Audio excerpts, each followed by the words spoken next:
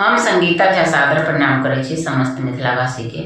आइ हम अहाँ सबके बीच लऽ कऽ उपस्थित छी एकटा खिलौना। आशा करै छी जे अहाँ सबके जरूर नीक लागत। तो सुनू, लाइक कमेंट शेयर जरूर करब। जय मिथिला, जय मैथिली। सुनू एक खिलौना गीत।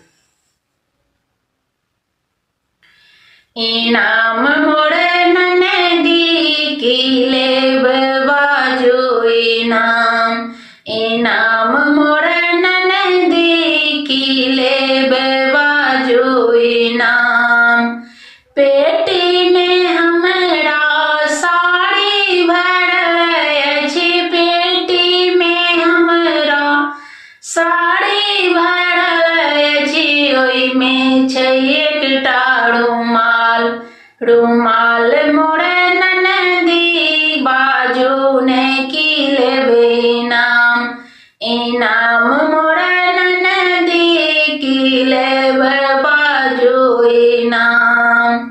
ट्रंक में हमरा बर्तन भरल अछि, ट्रंक में हमरा बर्तन भरल अछि। ओहिमे छै एकटा गिलास, गिलास मोरे ननदी बाजू ने की लेबै इनाम, इनाम मोरे ननदी की लेबै बाजू इनाम।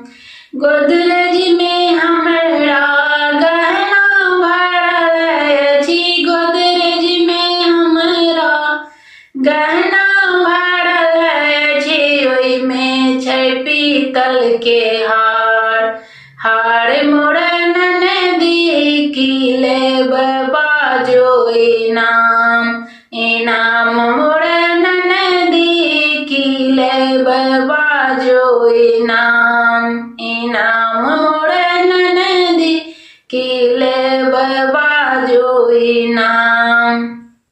धन्यवाद।